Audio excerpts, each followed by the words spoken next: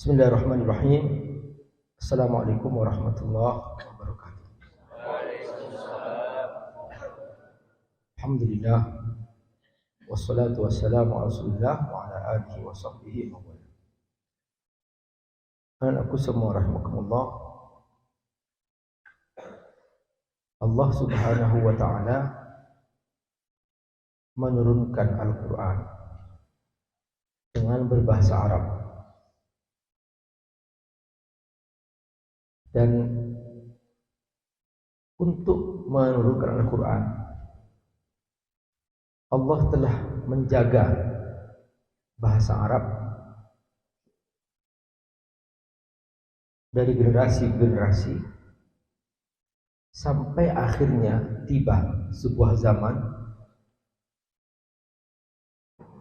yang di zaman itu bahasa Arab mencapai puncak kefasihannya, yaitu masyarakat Quraisy di kota Mekah.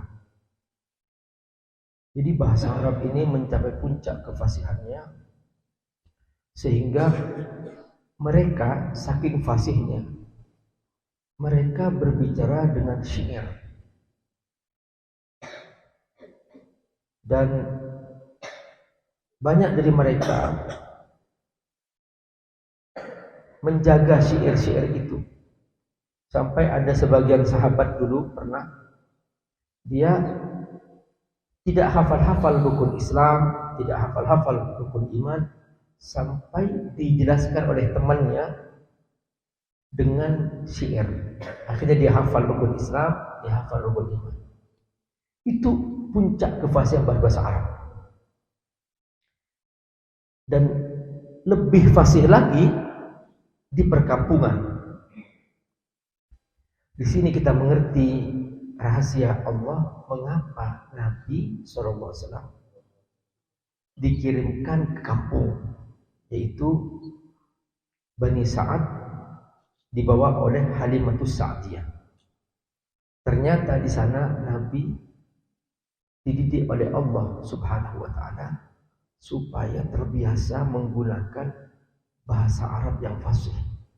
Karena bahasa Arab kota itu biasanya bahasa amiyah.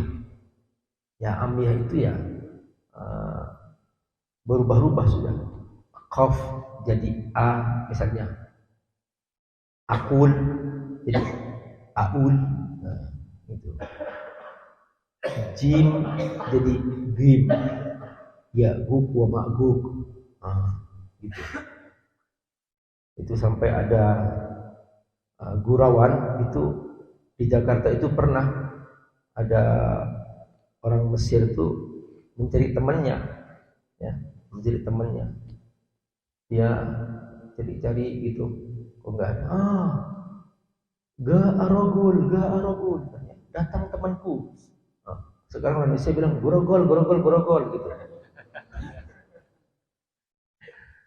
Jadi itu ceritanya, bukan cerita beneran.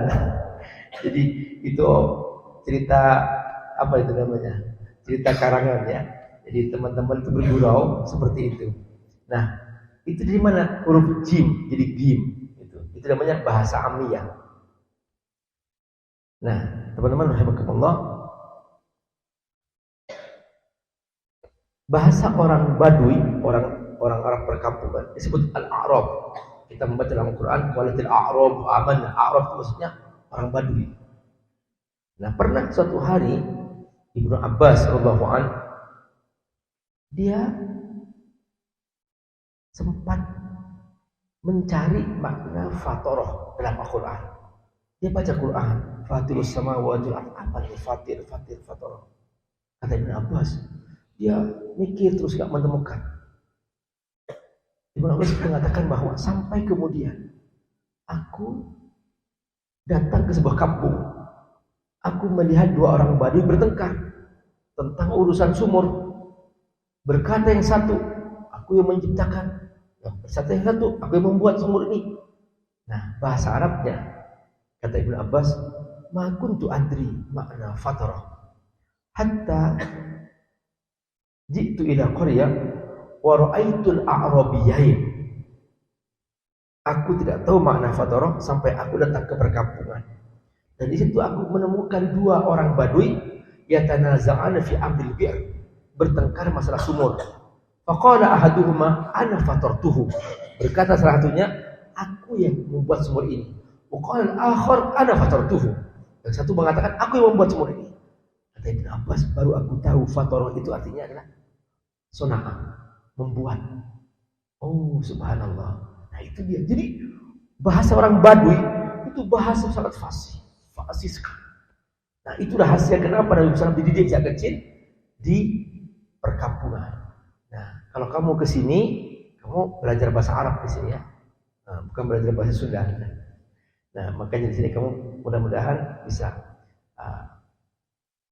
menikmati bahasa Quran, bahasa hadis, saudara. Nah tentang bahasa Arab, kamu akan dapat cerita dari Ustaz Rosyid. Ini Ustaz Rosyid nih bertahun-tahun mengajar bahasa Arab. Dan kisah gimana belajar bahasa Arab. Dan dia orang Arab. Asli. Ini asli bahasa orang Arab dia. Nah ini gimana ceritanya?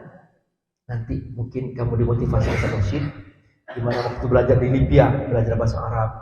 Dan kemudian kisah-kisah menarik mungkin Ustaz Rosyid ada ceritanya Ustaz.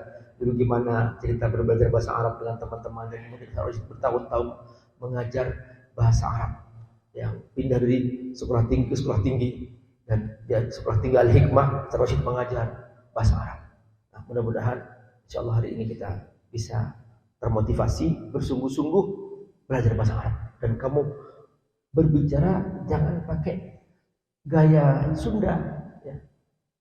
Anta ina gitu. Ana teh adhab ila hunak. Ya, jangan pakai bahasa Sunda. Jangan pakai bahasa alor. Mana alor tuh? Nomor tuh. Ana urid. Subhanallah itu luar biasa. Macam-macam di sini. Nah, mudah-mudahan dapat cerita ini yang mudah-mudahan jazakumullah khairan. Fadhil Ustaz.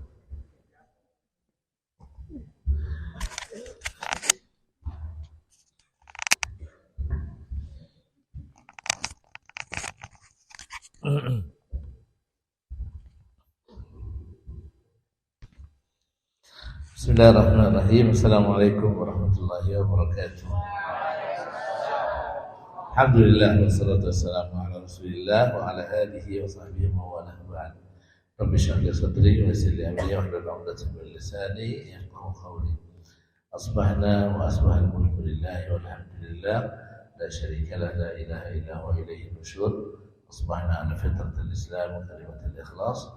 وعلى دين نبينا محمد صلى الله عليه وسلم وعلى ملة أبينا إبراهيم حنيفا وما كان من المشركين.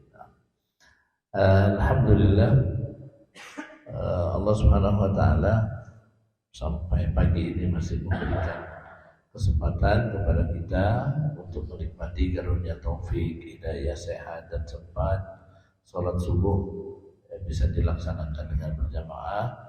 Mudah-mudahan Allah Subhanahu wa taala menerima semua amal ibadah kita ya, dan Allah berikan keistiqomahan dan semangat ya, buat kita untuk terus meraih kesuksesan.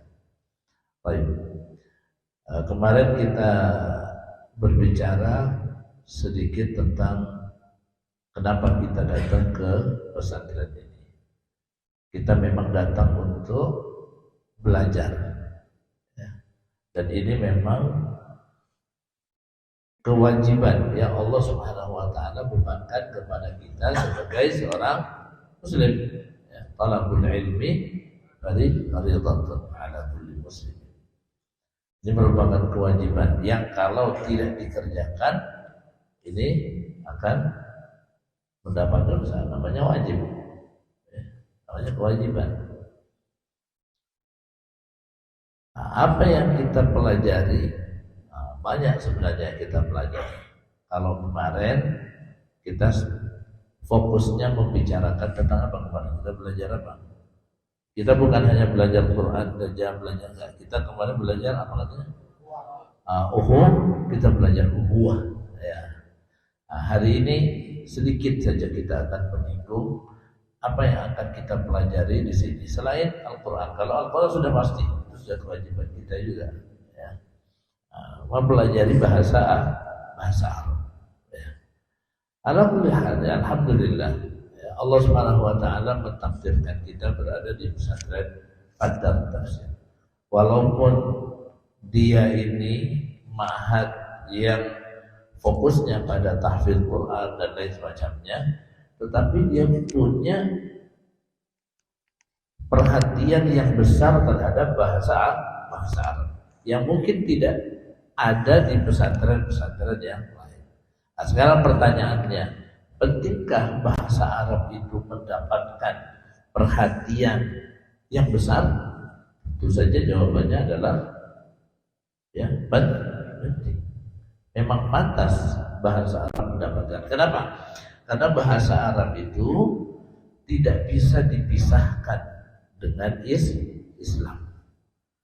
Karena Qurannya berbahasa Arab, ya. Qurannya berbahasa Arab, hadisnya berbahasa Arab, semuanya berbahasa Arab. Ya.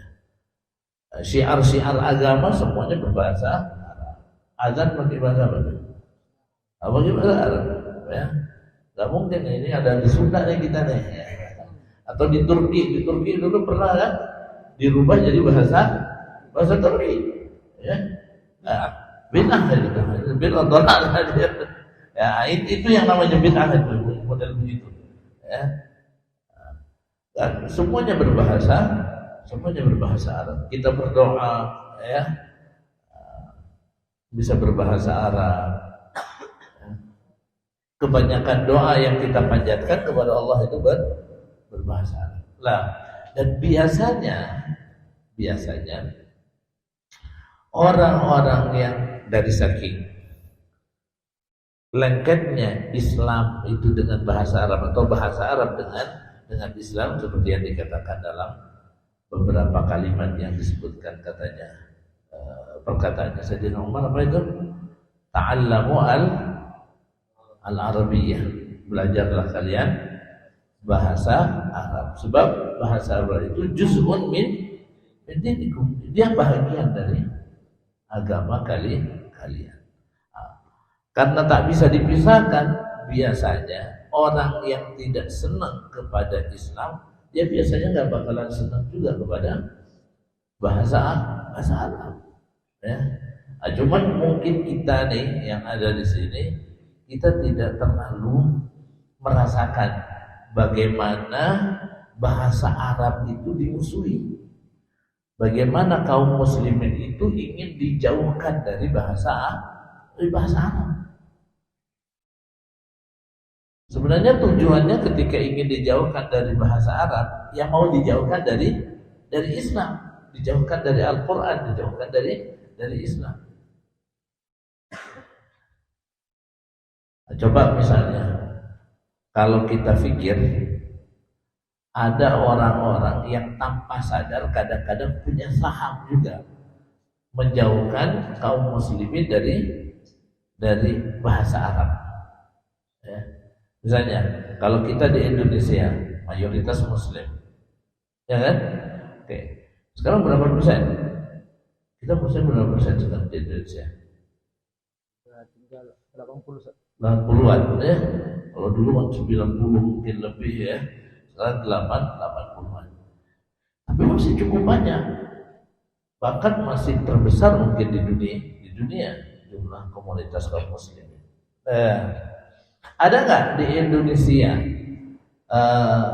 orang yang berbahasa Inggris? Ada. Yang berbahasa Mandarin? Ada. Ya. Dan itu dijual umum.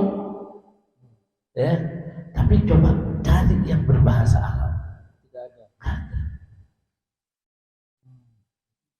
Nggak ada. Ya.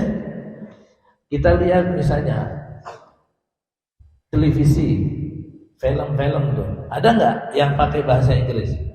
Ada. Pakai bahasa India? Ada. Pakai bahasa Mandarin? Ada. Cari yang bahasa Arab. Ada. Padahal yang ada di balik media itu, baik itu koran atau televisi, kan banyak kaum muslimin. Jadi tanpa sadar mereka itu punya saham juga untuk menjauhkan kaum muslimin dari bahasa Arab dan nanti dijauhkan dari Islam. Nah, mungkin kita yang di sini nggak merasakan itu, tapi orang-orang yang berkecimpung dalam dunia ini dia merasakan bagaimana kaum muslimin ini ingin dijauhkan dari bahasa Arab. Dibilang begini, bahasa Arab itu susah katanya, ya. Gampangan bahasa Inggris. Ada yang bilang seperti itu. Padahal kadang-kadang orang yang bilang seperti itu tidak fair dia. Kenapa? Karena kalau bahasa Inggris di Indonesia mulai dari TK yang umum itu kan ada diajarin bahasa Inggris kan, kosakata. TK, SD, SMP, SMA udah diajarin. Tapi coba lihat TK yang umum itu ada bahasa Arab nggak? Nggak ada. SD nggak ada bahasa Arab. SMP nggak ada. Ketemu udah gede-gede, ya, udah jenggotan baru mau belajar bahasa Arab. Ya susah.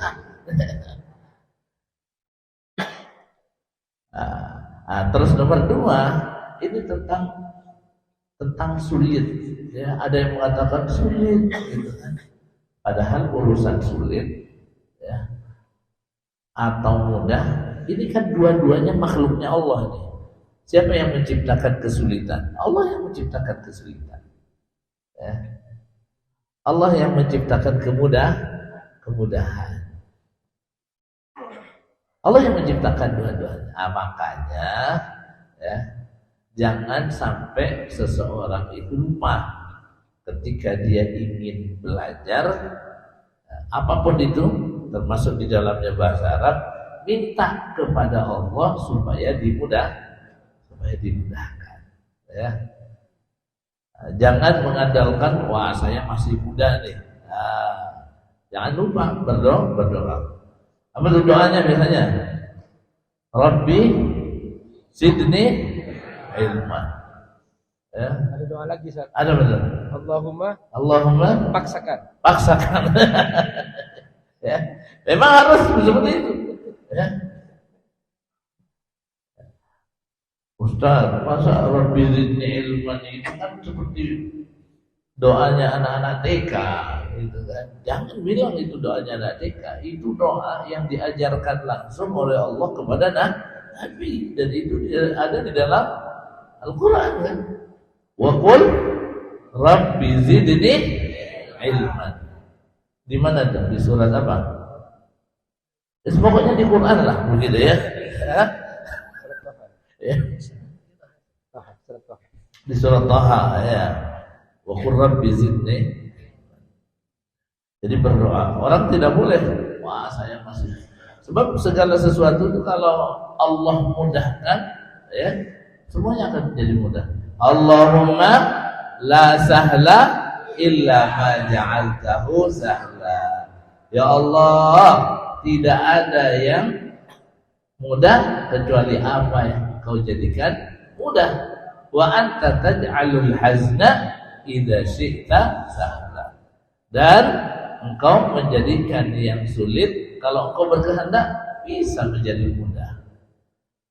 Yang mudah kalau mau dibikin keder, kita nggak mau keder, ya. Masa iya kacamata habis dipakai ditaruh di atas di kepalanya, dicari. Jadi kalau Allah mau bikin keder dia tanya ke pembantunya, mana kacamata saya? Itu bukan ini, satunya. Biar nggak malu dia. Jadinya begitu. Ya, kalau Allah bikin ruwet, ya ruwet, ya. Kalau Allah ingin mudahkan, semua urusan jadi mudah. Jadi jangan lupa berdoa. Berikutnya, jangan lupa nanti berusaha. Gak cukup berdoa. Sholat tahajud sampai berdoa, nangis minta supaya bisa bahasa Arab. Tapi nggak mau belajar. Jadi harus diikuti dengan usaha yang mendekatkan kita kepada apa yang kita minta. Minta misalnya, ya Allah, matikan saya dalam keadaan misalnya sholat di masjid. Tapi nggak pernah sholat. Nggak bisa sholat ke masjid. Enggak. Padahal malaikat udah mau ngasih, ditungguin di pintu masjid. Nggak datang. Ya, datangnya di lapangan. Ya malaikat kasih di lapangan. Apa itu? Main bola.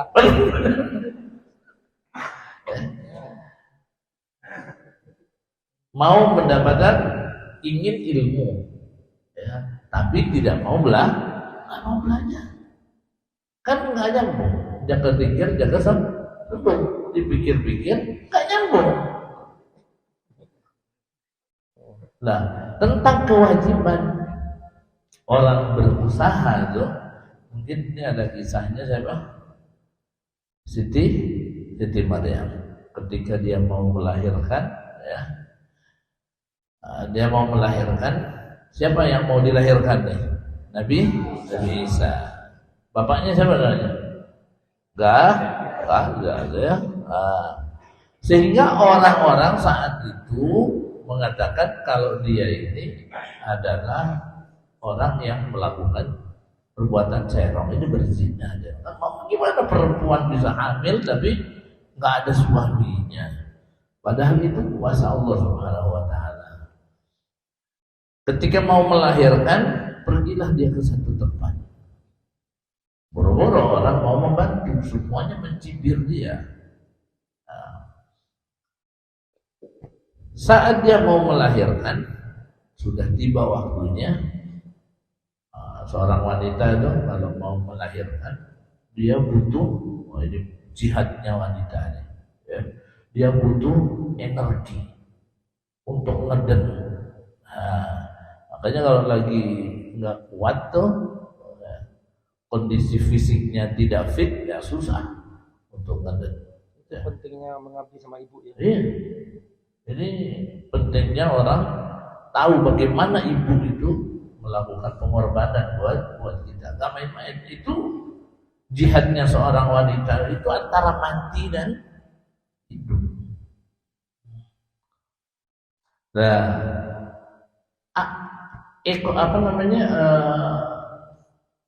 energi itu datangnya dari mana? Dari makanan. Lah ketika apakah Allah Subhanahu wa Ta'ala mengirimkan buat dia misalnya makanan dari langit? Enggak, ternyata Allah tidak mengirim. Padahal nanti akan dikirimkan makanan itu kepada Nabi Isa, putranya.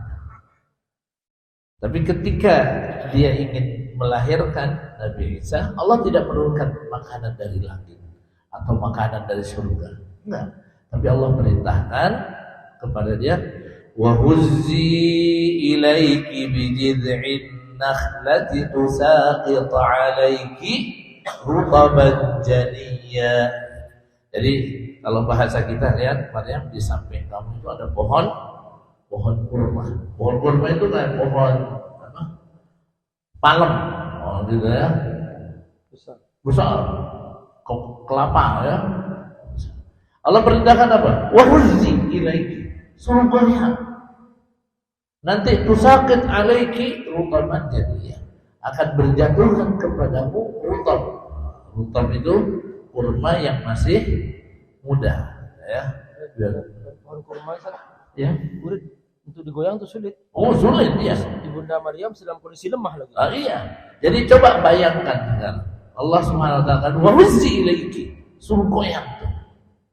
Wanita hamil suruh goyang pohon.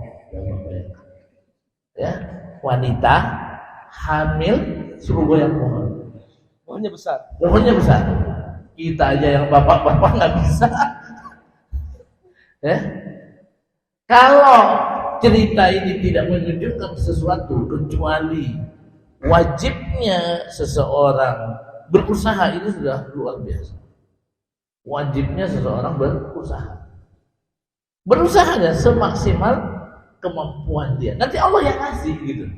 Kan cuma suruh goyang aja. Nanti yang nurunin kan rusakit alaihi rutaban jadi nanti Allah yang nurunkan, ya. Jadi kita berusaha semaksimal mungkin, ya, semaksimal kemampuan kita. Nanti Allah yang ngasih. Nah, ketika kita belajar ilmu, ketika kita belajar bahasa Arab, maka jangan lupa kita juga berusaha. Nah, berusahanya mereka kadang-kadang lahjahnya setiap hari itu bahasa kampungnya masing-masing. Ya. Jadi ada beberapa hal yang penting, ya. Semalam saya sempat ketemu sama sebagian teman-teman, ya, musyrif, ya. Saya mengatakan, jadi dulu ada namanya Dr. Ahmad Shalabi. Dia orang Mesir yang pertama, mungkin awal-awal orang yang didatangkan, dosen dari Mesir yang didatangkan ke Indonesia, UII di Jogja. Kemudian dia bikin penelitian, dia hitung kira-kira mana yang lebih banyak, jumlah orang yang belajar bahasa Arab di Indonesia saat itu atau yang belajar bahasa Inggris. Hasilnya lebih banyak yang belajar bahasa Arab. Karena saat itu ini sekitar tahun 70-an. Karena pesantren-pesantren jumlahnya besar kan, Gontor, apa segala macam, pesantrennya banyak. Sementara saat itu lembaga-lembaga kursus bahasa Inggris ya tidak menjamur seperti sekarang. Sehingga menurut dia lebih banyak yang belajar bahasa Arab dibandingkan yang belajar bahasa Inggris. Cuman sayang tingkat keberhasilannya lebih tinggi yang belajar bahasa Inggris. Nah, dia lihat kenapa? Karena menurut dia ada kesalahan di dalam metodenya. Mereka yang belajar di pesantren, belajar bahasa Arab itu langsung dihadapkan kepada kitab kuning. Dihadapkan pada grammar, ilmu nahu tanpa praktek. Jadi belum ada sama sekali basicnya, tiba-tiba dihadapkan dengan itu semua.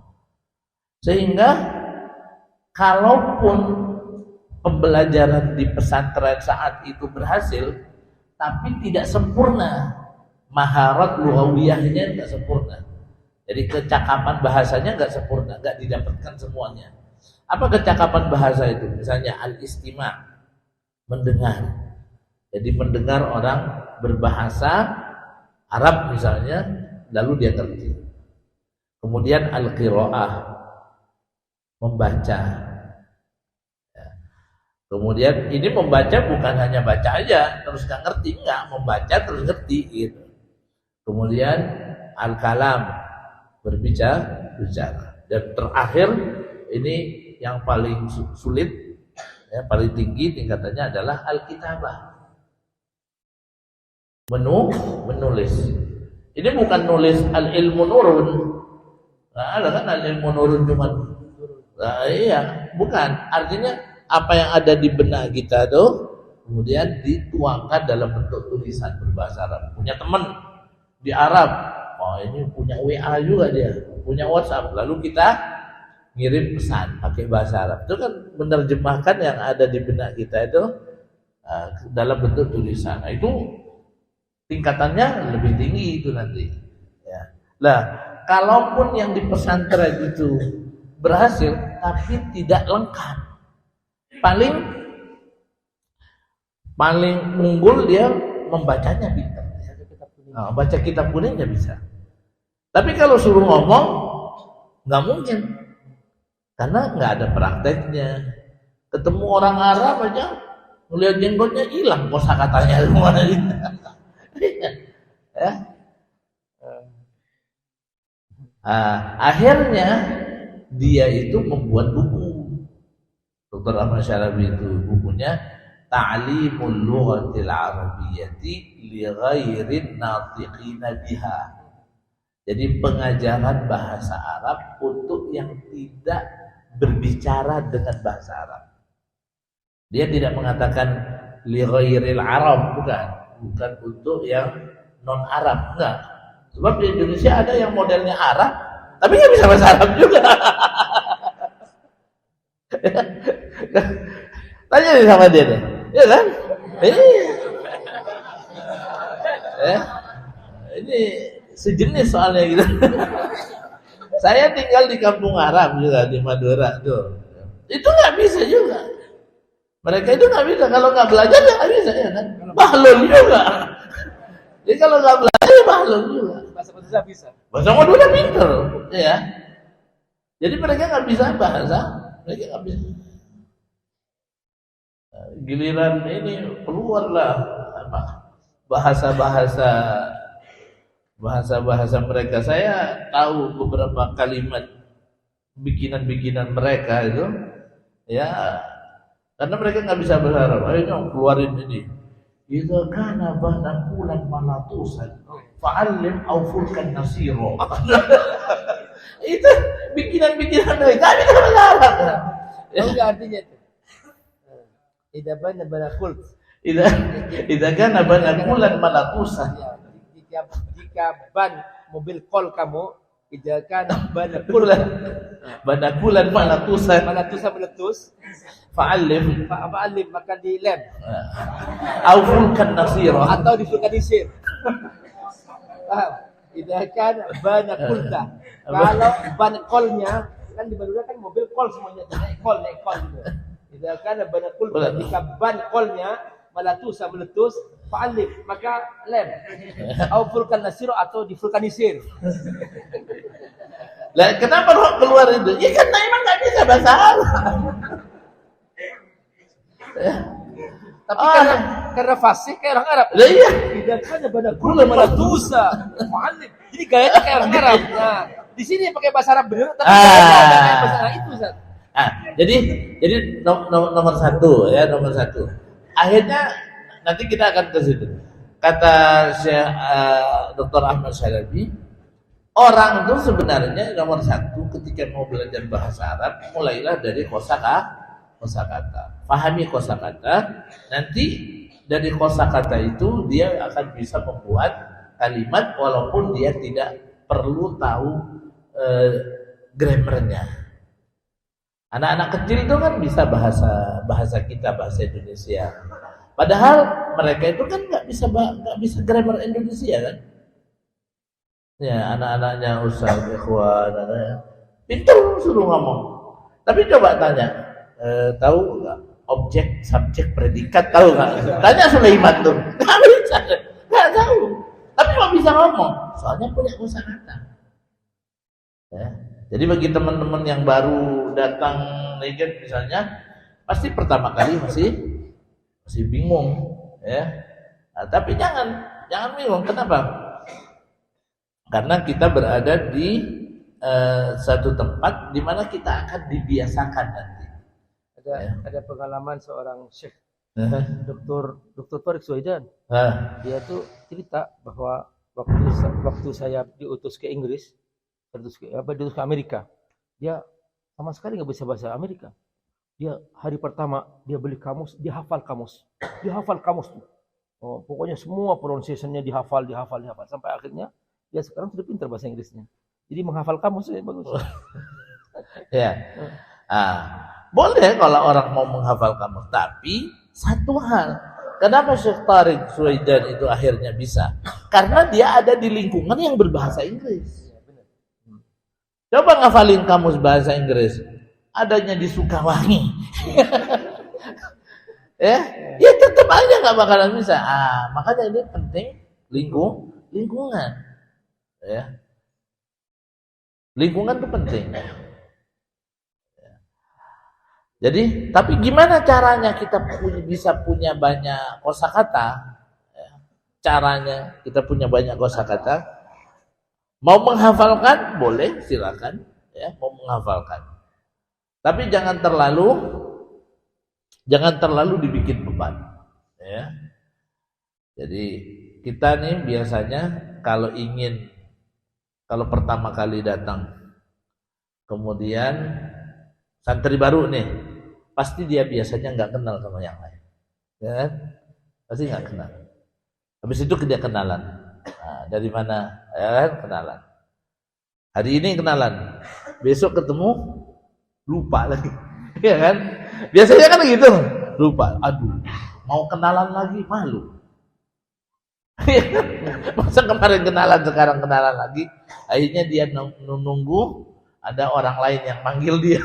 Nah, tapi pertama kali begitu, hari pertama, kedua, ketiga, keempat. Nah, lama-lama 1 tahun hafal. Ini gaya orang Madura gitu, Ustaz. Gitu. Dia nunggu orang lain manggil namanya. Gitu. ada orang Madura naik pesawat, dia itu pas masuk nggak bisa buka, dia nunggu orang lain buka. Oh iya.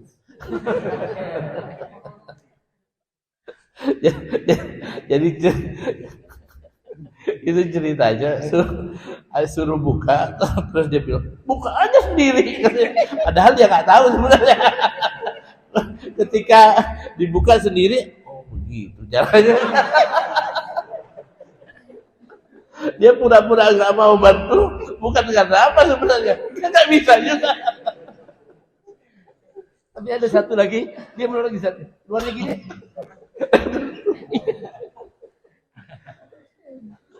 Ya Allah. Jadi pertama kali pasti tidak banyak kosakata yang dikenal. Tapi kalau sering, ya, nanti dia akan menjadi bahagian dari keseharian kita. Anak-anak kita nih, kalau yang suka nonton televisi di rumah tuh misalnya, awalnya kan nggak hafal dengan iklan, dengan apa ya kan? Nggak hafal sama iklan sama sekali. Bahkan mungkin kalau sama orang tuanya duduk, hafalin iklan, kagak hafal biasanya. Stres soalnya. Tapi kalau ngelihatnya nyantai gitu kan, kedengeran terus setiap hari. Nanti orang itu akan masuknya soft ke benaknya itu, nggak ada beban. Nah, itu yang penting untuk dapat perhatian. Jadi pertama kali pasti akan ada kesulitan, tapi dia akan sedikit demi sedikit. Nah, kemudian ketika seseorang belajar bahasa Arab dan dia punya kosakata, dia itu tinggal hanya menyusun kosakata itu untuk membuat kalimat, walaupun nggak tahu grammarnya, insya Allah benar. Insya Allah benar. Ya. Karena nggak semuanya butuh grammar yang ruwet. Nah, saya sering bilang ke teman-teman yang belum pernah belajar bahasa Arab, coba walaupun belum pernah belajar bahasa Arab kan biasanya ada kosakata yang sudah dikenal. Misalnya, apa bahasa Arabnya saya? Ana. Apa bahasa Arabnya orang Islam? Muslim. Apa bahasa Arabnya dari Min. Apa bahasa Arabnya Indonesia? Indonesia. Coba, saya orang Islam dari Indonesia. Kan tinggal menggabungkan saja. Ana Muslim min Indonesia. Saya bilang sama mereka, ini kalau kita pergi ke Arab, pergi umroh, ketemu sama orang Arab. Assalamualaikum. Waalaikumsalam. Ana Muslim min Indonesia. Itu dijamin yang orang Arab itu akan ngerti. Cuman habis itu harus kabur. Aku diajak ngomong yang lain. Afwan, nah gitu. Tapi dia pasti ngerti. Dia pasti ngerti. Padahal grammarnya nggak tahu dia. Nah, maka jadi nomor 1, kumpulkan kosakata, kemudian latihan yang banyak. Latihan yang banyak. Kalau masalah lahjah, ini namanya lahjah tadi ya. Jadi kita kadang belajar bahasa Arab, udah tahu nih kosakata bahasa Arab. Tapi lahjahnya masih lahjah daerah. Yang Madura lahjahnya Arab, lahjah bahasa Madura. Yang Jawa seperti itu. Ya, yang Sunda seperti itu, yang Indonesia gitu. Min aina anta sih? Ada sihnya lagi gitu. Ana kan kultulaka. Ana kultulaka, ana la urid.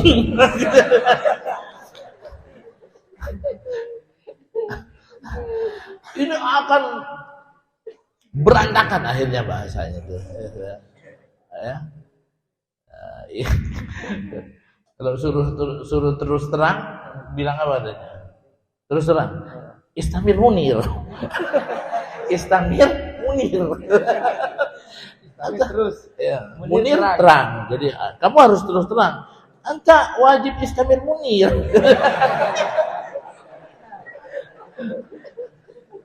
Ada lagi sukut-sukut Yahmil Hajar. Diam-diam menghanyutkan. Jadi, nah, dari mana kita bisa dapat itu? Jadi kalau setiap daerah punya bahasa dan setiap bahasa itu punya lahjah sendiri. Nah, kita tidak akan mungkin bisa mendapatkan lahjah itu kalau kita tidak pernah mendengar. Bagaimana native speaker itu atau pembicara asli, penutur asli itu berbicara dengan menggunakan bahasa Arabnya. Jadi maka bagus, beberapa waktu yang lalu saya dengar ada di setel di sini ya, drama yang berbahasa Arab ya, supaya mendengar ya. Kemudian jadi mendengar dan sering mendengar. Mendengarnya bukan hanya sesekalinya dan berusaha nanti untuk meniru. Dan lisan Indonesia ini termasuk, lidah Indonesia itu termasuk bagus secara umum. Ya, secara umum gampang untuk meniru. Banyak kan orang-orang Indonesia yang ketika mereka bicara bahasa Inggris ya nggak kelihatan aksen Indonesianya. Ya, kalau bicara bahasa Arab juga sama seperti itu. Artinya bukan merupakan sesuatu yang mustahil bahwa kita akan sampai pada tingkat kemahiran yang bagus dalam hal ini, dalam berbahasa Arab. Nah, tinggal bagaimana kita saling di antara kita saling membantu ya, kompak. Kalau kita nggak kompak, satu mau latihan bahasa Arab, yang satu tetap pakai bahasa daerah, iya kan? Nah, kita harus kompak. Nah, itu enaknya kita berada di satu tempat seperti ini. Tingkat keberhasilannya biasanya akan lebih tinggi dibandingkan dengan kita ikut kursus saja. Tapi kalau di pesantren rata-rata, misalnya seperti di kantor, karena di pesantren maka bahasanya bisa jalan. Ada orang Bangladesh baru nyampe ke Mekah, dia masih dengar orang Saudi itu bicara bahasa Arab. Di depan Ka'bah dia doa, ya Allah, ana ma fi fulus, sodik fi fulus ya Allah, ana ma fi fulus. Insya kalau Allahnya sih pasti ngerti dia. Lah itu tahapan bisa aja tahapannya sampai di situ. Tapi semuanya nanti berproses ya. Semuanya nanti berproses. Yang penting lahjah itu. Yeah. Itu membantu syuur, membantu perasaan. Jadi kalau kamu sudah lahjahnya bagus, sudah bilang ana urid ta'am. Ana ta'am. Ana ta'am. Itu. Ya kalau nggak tahu urid ta'am. Pokoknya bahasanya bahasa yang fasih. Jangan pakai bahasa gaya orang nadanya ya. Kalau kita di Indonesia kalau nanya kabar gimana nadanya, gimana kabarnya, gitu kan. Kalau orang muda jadi ya gimana kabarnya, nada gimana kabarnya itu jangan dibawa ke bahasa Arab kayak haluka gitu kan, jangan, nadanya itu jangan dibawa gitu.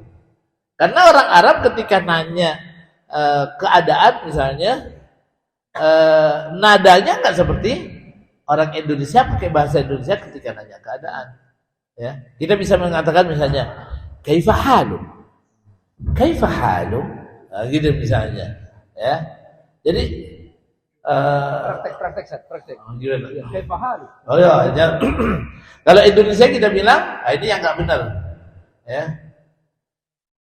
Gimana Indonesia? Kalau Indonesia gimana tadi?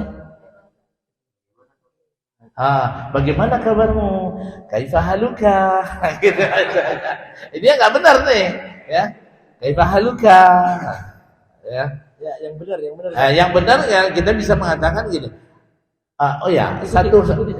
Satu hal yang perlu untuk diperhatikan ya ketika kita ingin berpraktik bahasa Arab. Nomor 1, makhorijul huruf.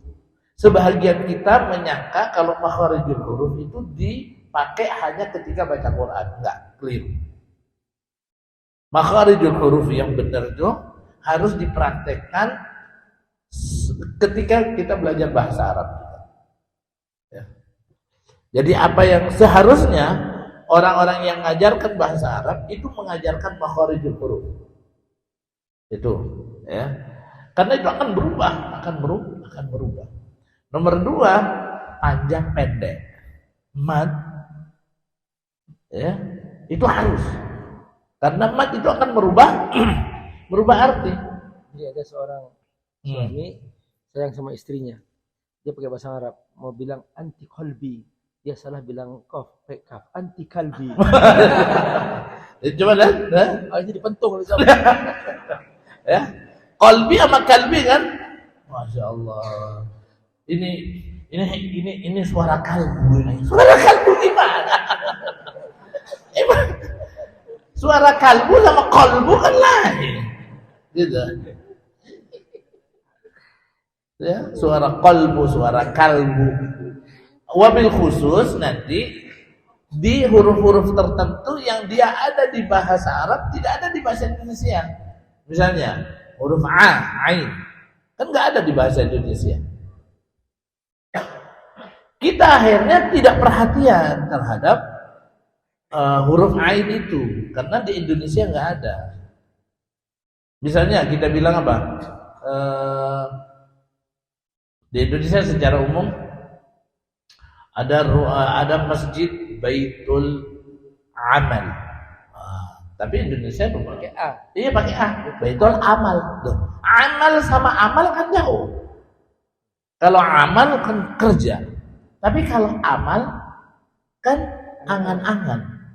Makanya yang masuk masjidnya itu berangan-angan. Karena Baitul Amal saja. Baitul Amal. Lah, karena kita maka perlu pembiasaan. Kalau orang-orang Arab mereka sudah terbiasa dengan A. Sampai mereka ketika datang ke Indonesia, mereka pakai bahasa Indonesia, A-nya keluar juga. Ya. Ayah saya namanya Umar, bukan Umar, Umar, ya kan? Namanya Umar. Dulu di kampung tuh, saya masih sempat ketemu dengan orang-orang Arab dari Hadramut yang asli. Ya, saya ketemu sama beberapa orang. Mereka satu majelis dengan abah saya. Ketika abah saya bikin pengajian, mereka hadir. Saya kecil, masih SD. Tapi mereka tahu kalau saya anaknya abah saya. Ketika di jalan,